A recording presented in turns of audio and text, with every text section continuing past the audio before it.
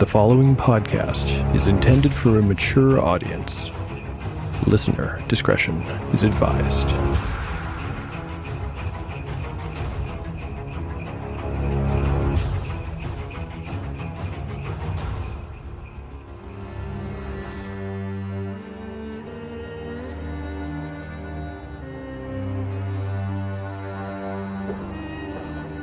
Welcome back to Tale of the Manticore.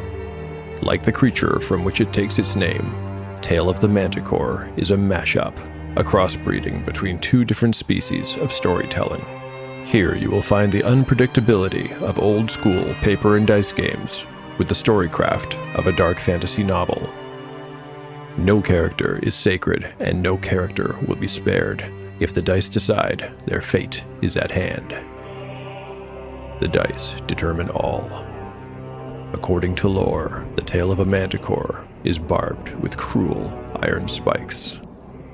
There will be much pain in the days ahead.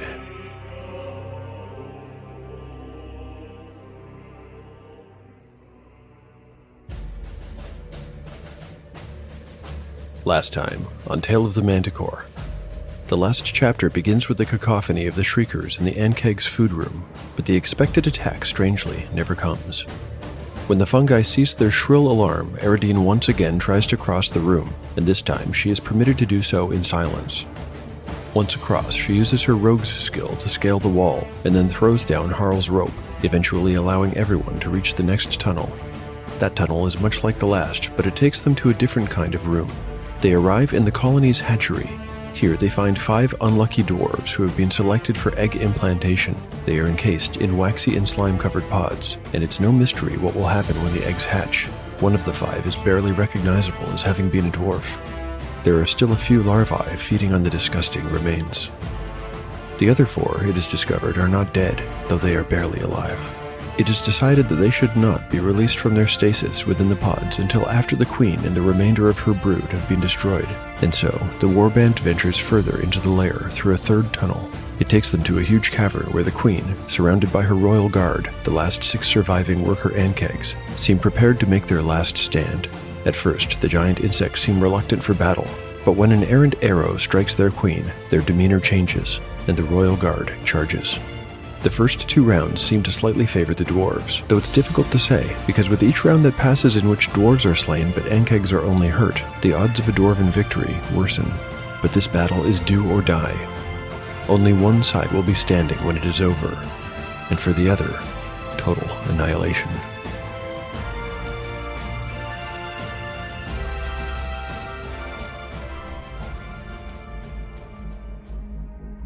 Chapter 59. Part 1. Day 70. Late night. Party status. Harl, 29 of 34 hit points. Gyrios, 33 of 33. Eridine, 18 of 18. Umura, 23 of 23. Spells available. Umura has memorized Charm Person, Levitate, and Knock. Gyrios has prayed for Cure Light Wounds, ×2, and Hold Person. Entering combat.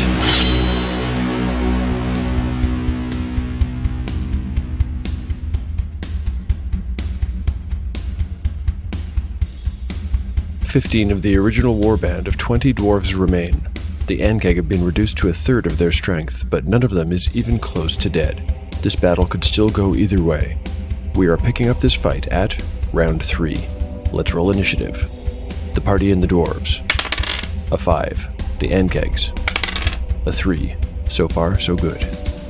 Side battle number 1. The dwarves make their attacks.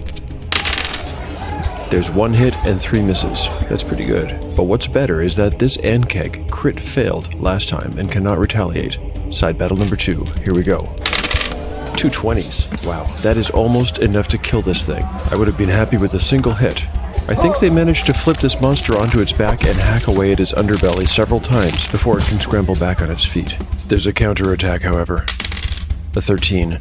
The maneuver costs a life, as one of the dwarves is crushed by the huge thrashing beast.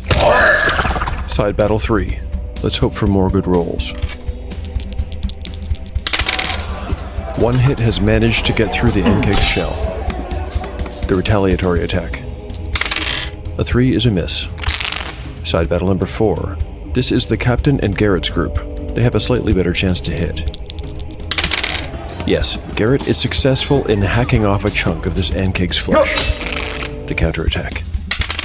A 15 tells me that this Ankeg gets its mandibles around one of Tarig's dwarves and crushes his ribcage effortlessly.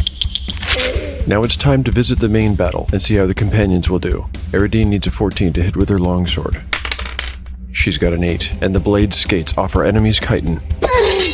Gyrios needs a 14. He's got a 14, that just makes it. His weapon was pretty much made for this kind of work. 4 points of damage takes this creature down to 19 hit points. Harl has not been doing very well in this battle. Let's see if his luck will change. He's got a 6, that's no good. Umura has also yet to land a hit. She needs an 18. A 10, that's a miss. Not a great round for the companions, but it's probably about to get worse. It's the Ankeg's turn to attack. Targets for their enemies will be chosen at random once again. Eridine is attacked and... Ooh, an 18. That hits. Rolling damage. 3d6. Oh no! 17 points! The Ankeg snatches her whole body up and throws it into the air. She lands hard a ways off on the cavern floor, having just missed being impaled on a stalagmite. When Gyrios looks over, horrified, she is unmoving and he thinks she's dead. But there's one more Ankeg yet to attack them. Harl is the target. A 4 means that Harl has managed to fend off the attack. No! Round 4. The tide of battle seems to have turned against the companions. Eridine, with just 1 hit point left, is definitely out of the melee.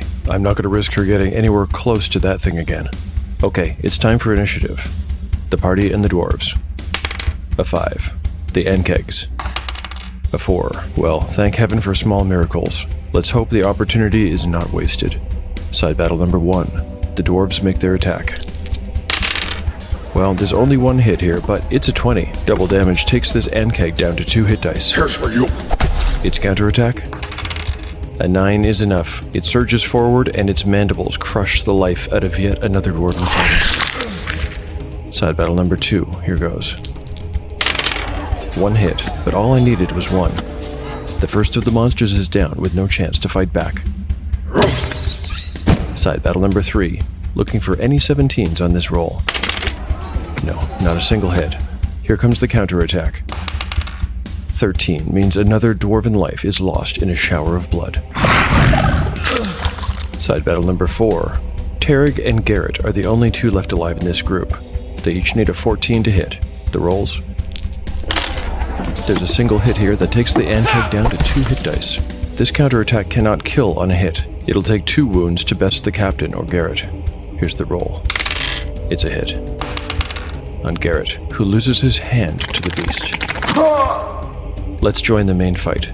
Eridine needs a 14 to hit. Nah, she's got a 3. She comes to and manages to find her bow, but she's too dazed to get off a good shot this round. Gyrios needs a 14 as well. Nice, Gyrios. With a 16, he hits. The cleric has not missed a shot yet. Hell yes! 6 points on the die makes 7 damage. That was clearly payback for Eridine. Harl has been struggling to hit. He needs a 13. A 12. Well, that's close, but it's still a miss. Umura needs an 18. She's also rolled a 12. She's just not cut out for this kind of thing. One of the Ankegs will strike back at Gyrios. It needs a 10 to hit him. An 11 hits. Let's hope for a low roll. 3d6. 11 points of damage. Could have been worse. Gyrios gets battered, but still has 22 hit points remaining. The last Ankeg attacks. Umura. It will hit on a 5 or better. I've rolled a 7, and Umura is hit. She'll suffer... Lucky. Just 4 points of damage. Round 5. Initiative. The party. A 6. The Ankegs. A 6. Both sides will attack simultaneously. Side battle number 1. No hits land for the dwarves. The Ankeg does score a hit, killing yet another Thangarian. Side battle 2. These dwarves have come to aid their brethren in side battle 1. Some good rolls here with a pair of 15s, but only the 18 penetrates the creature's natural armor. One more hit would kill this thing. Side battle 3. No successes. Let's see what happens on the counterattack. A 7 misses. That's lucky. Side battle number 4. Garrett has lost a hand, but is still in this fight, and intends to give as good as he gets. Both he and Tarek will go in for the kill. 2 misses. I'll roll to see who gets attacked. Garrett again. Wow, I rolled a 2, and Garrett will survive for yet another round. Back in the main combat, Eridine will fire her bow. This ankeg is big enough that there's no danger when firing into melee. She still needs a 14 to hit. She's got a 15. But her arrow does just 2 points of damage. Well, every little bit helps. Gyrios, as always, needs a 14 to hit. Natural 20. Gyrios was born to fight these things. Either that, or they made a big mistake when they attacked Eridine. This could kill it if I roll high enough. I've got a 5. With his +1, that is more than enough. Gyrios stoves in the giant bug's head. Harl has really been struggling to land a blow. He needs a 13. Another 20! 2 crits in a row. Wow, has that ever happened in this game before? Harl must have been inspired by the cleric's fury. Damage will be...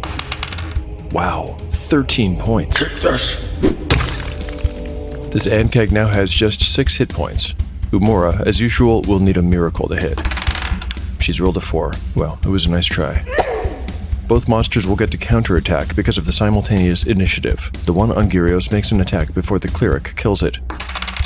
A 7. Gyrios manages to bash it away with his shield. And the last one? Harl this time. It needs an 11.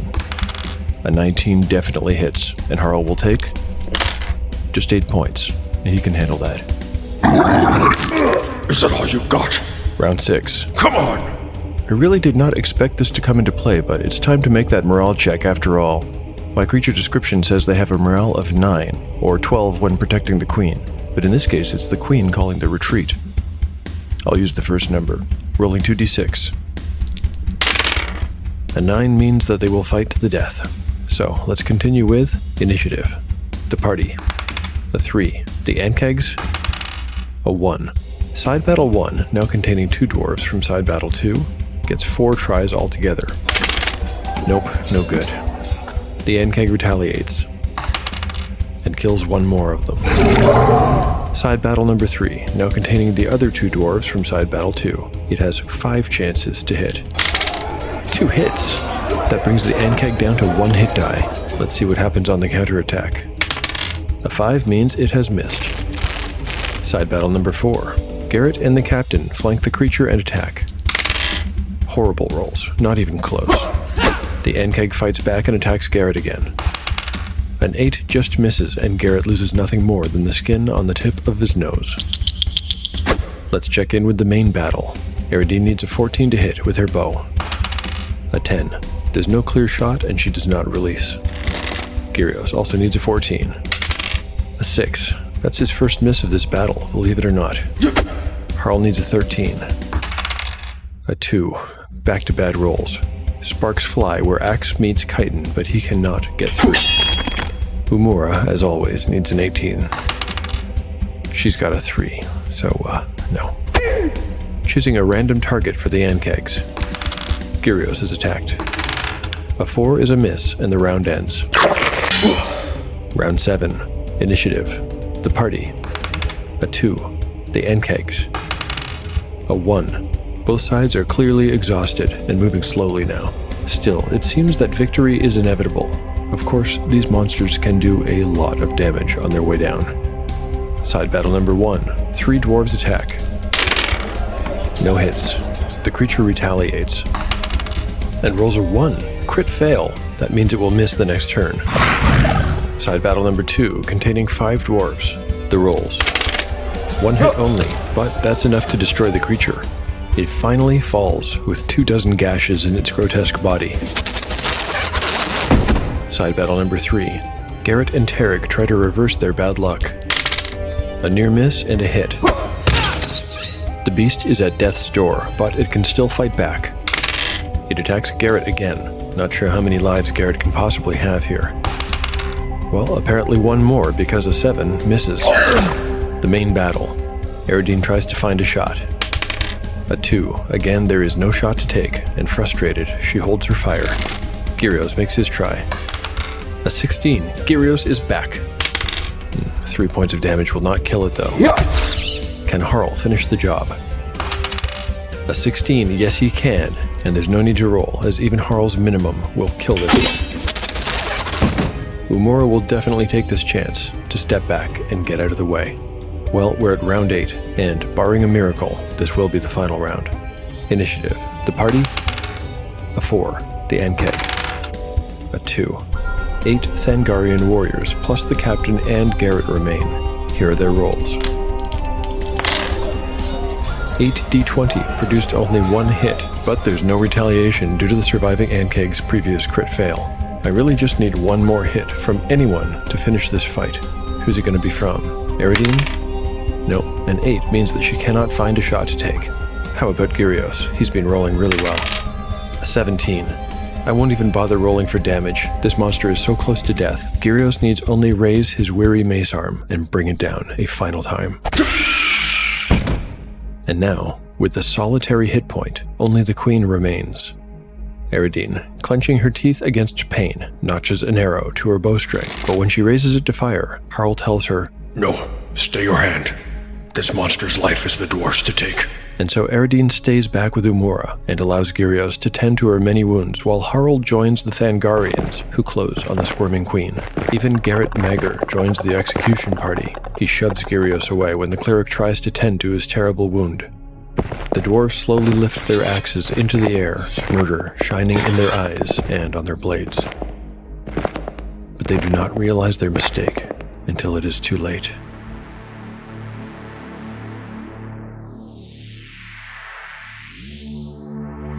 The queen does not have mandibles, and almost entirely depends on her soldiers to protect her.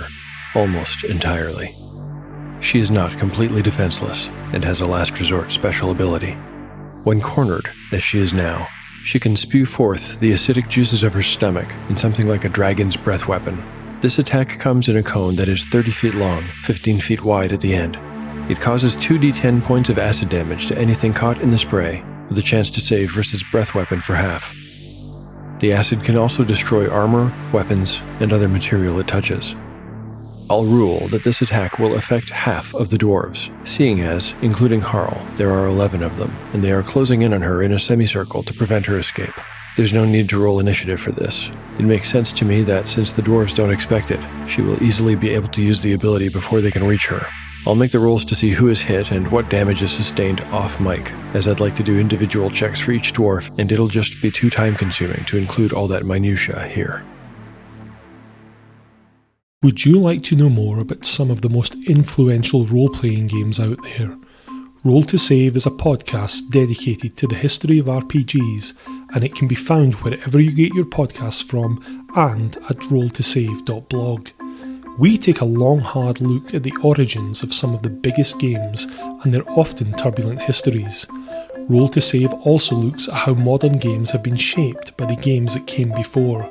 So, if you fancy delving into the fascinating history of role-playing games, visit rolltosave.blog or search for Roll to Save on your podcast directory of choice. You can also contact us at @SavePodcast on Twitter. Join us on a trip down memory lane. You might be surprised at what you learn.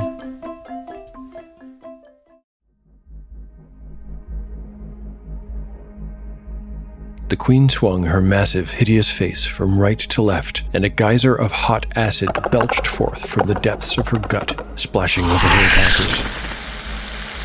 Captain Terrig and a dwarf named Puck Swiftpick, who had made the unwise decision to remove his great helm, got the worst of it. Puck's silver-headed warhammer hit the floor with a heavy clang as the two were doused from head to toe with pure hydrochloric acid. They fell to their knees, screaming, with their armor and the flesh beneath it pouring off noxious vapors. One by one, like dominoes, the other dwarves collapsed, ripping off their helms and sucking in bad air. Garrett was among those hit, but he had not been standing at the head of the arc, where the impact was greatest. Still, the skin on his face bubbled and bled. The one-handed innkeeper seemed about to scream. Instead, his eyes rolled back into his head, and he dropped to the ground, unconscious. Harl, who had been just barely missed by the attack, looked down his nose in shock to see the tips of his bushy black beard wither and recede. Other than that, he was unscathed. He stood as though rooted to the floor, dumbfounded and working his jaw soundlessly.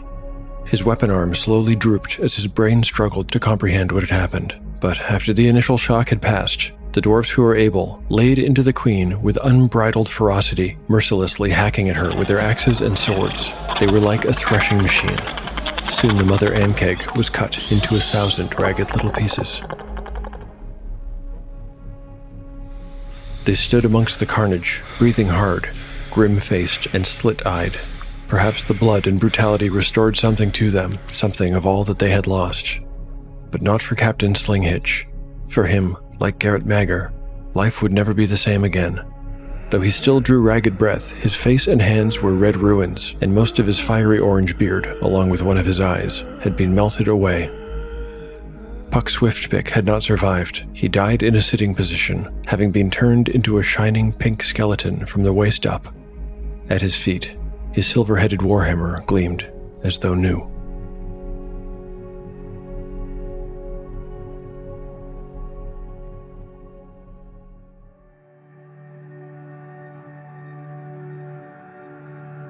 Chapter 59, Part 1, Day 71, Morning. The air was fresh and sweet and clean. It breezed gently through the wide arrow-slit windows.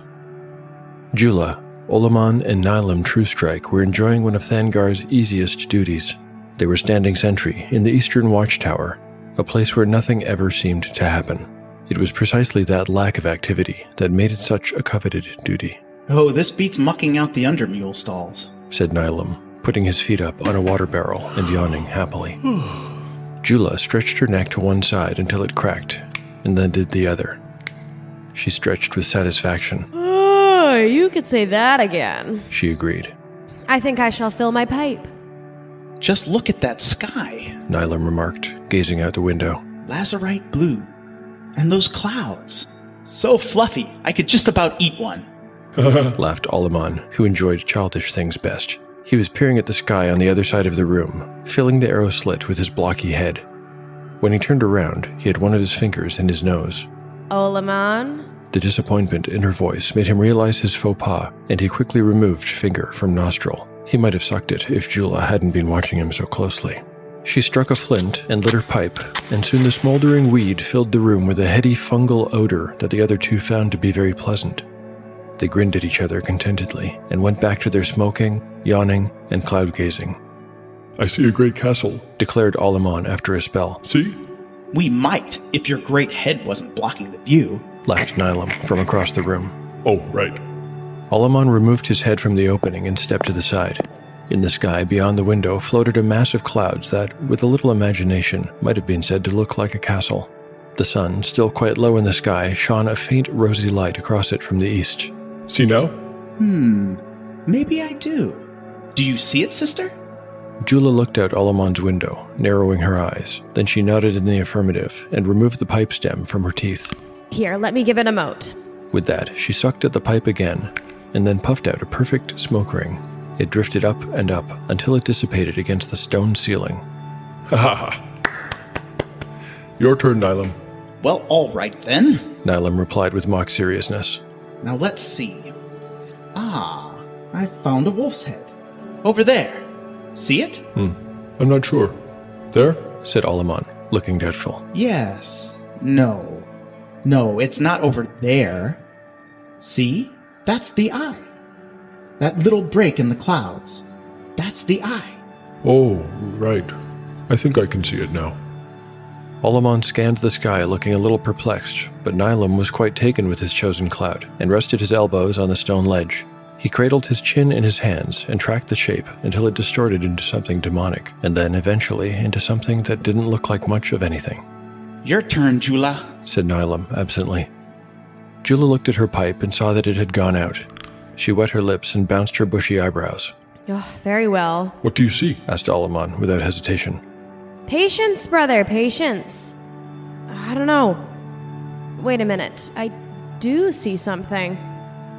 Jula squinted at the far distance and put the extinguished pipe back in her mouth. Through clenched teeth, she wondered aloud. Is that a bird of some kind? You see a bird? Is it an eagle? Those are good luck.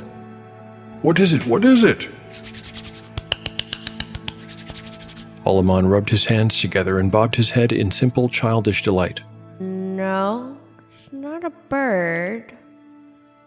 It's, Jula's pipe fell from her slack mouth as she backed away from the window, stammering. Dragon, she said in a whisper.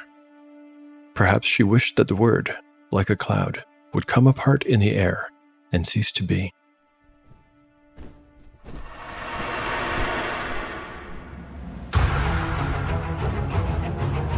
Thank you for listening to Tale of the Manticore.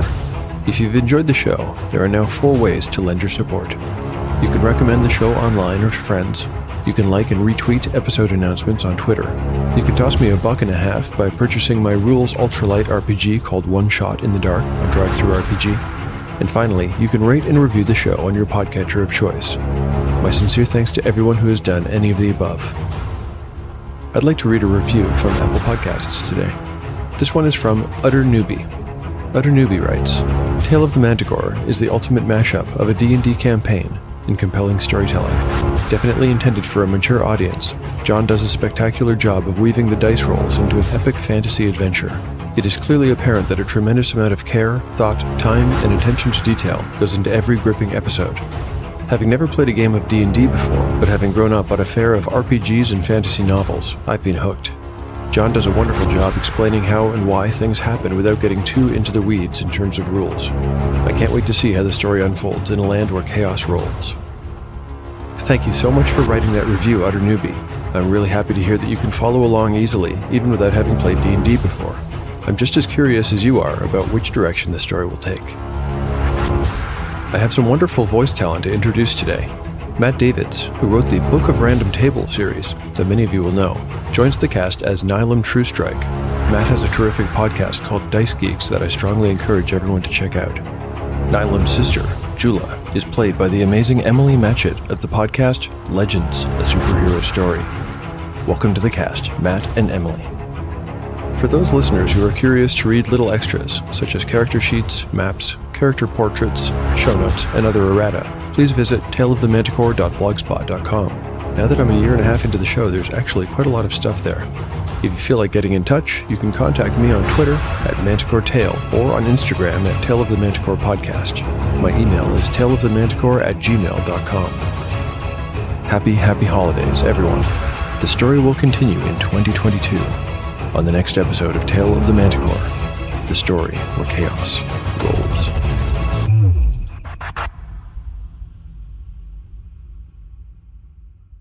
Few things inspire you to create your own campaign more than hearing a bunch of friends enjoying theirs. But where do you start?